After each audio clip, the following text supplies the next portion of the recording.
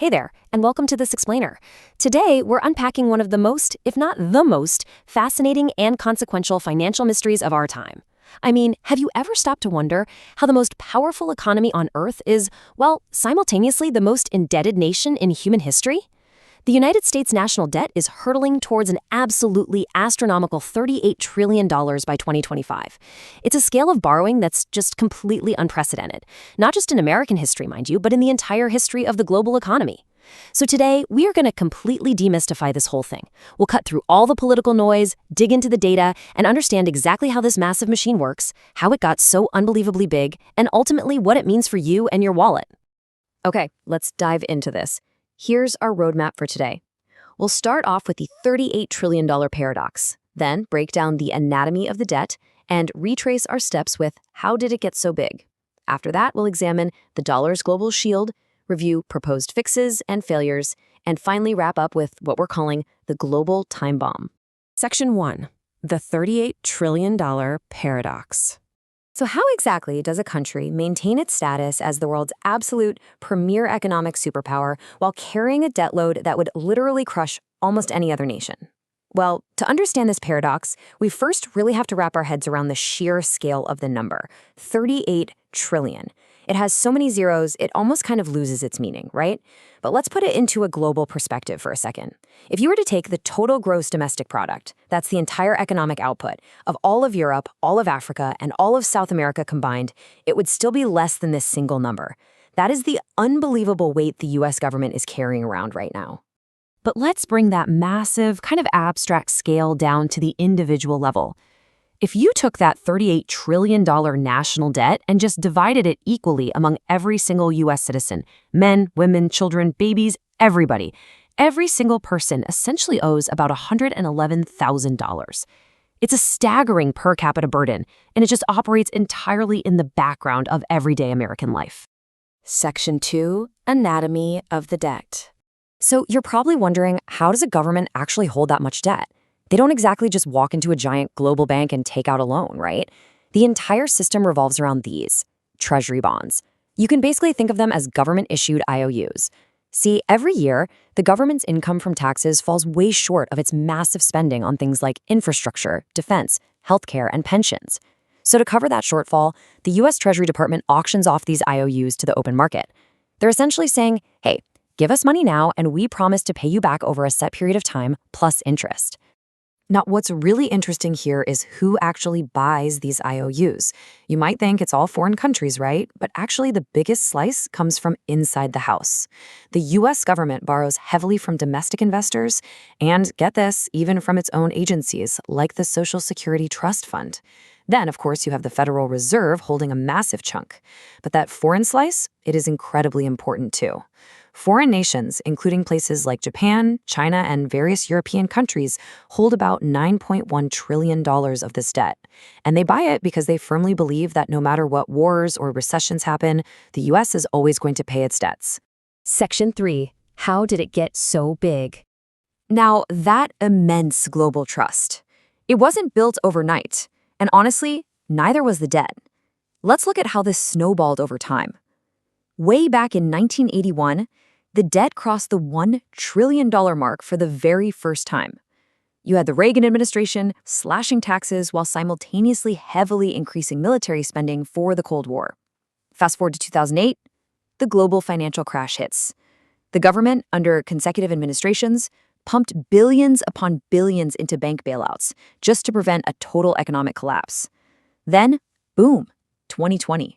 The COVID-19 pandemic strikes, triggering literally trillions of dollars in emergency relief packages under both Presidents Trump and Biden.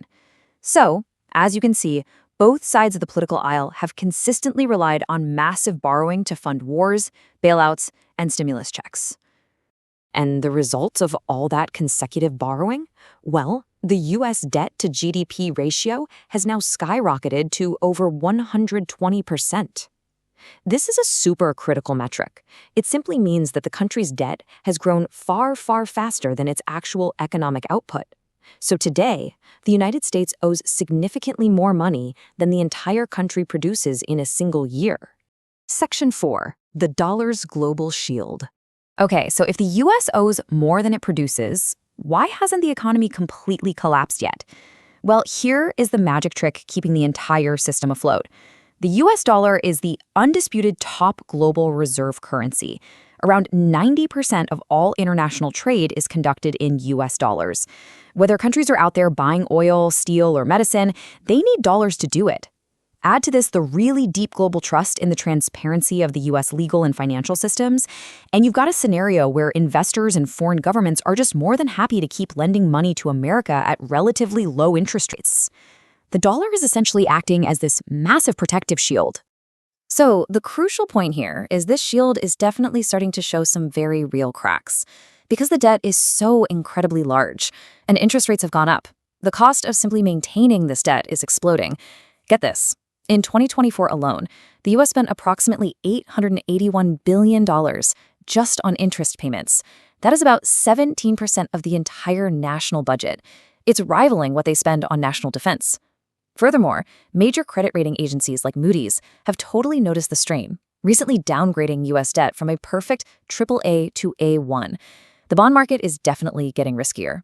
Section 5. Proposed fixes and failures. With the cost of debt rising so aggressively, politicians in Washington are, frankly, scrambling for solutions. And the debate usually boils down to two incredibly painful choices. Option 1, raise government income. Politicians like Donald Trump have proposed things like eliminating income taxes and replacing them with massive tariffs on imported goods. But economists warn that heavily taxing the 50 to 60% of goods the U.S. imports would severely disrupt global supply chains, hurt tech giants like Apple and Tesla, and cause massive inflation for the everyday consumer. Okay, so option 2, cut government spending. The biggest expenses are Social Security and healthcare. But cutting pensions and medical care for everyday citizens, that is considered absolute political suicide. No party wants to touch it. So, because those first two options are just so politically toxic, the government often relies on a third, far more dangerous fix.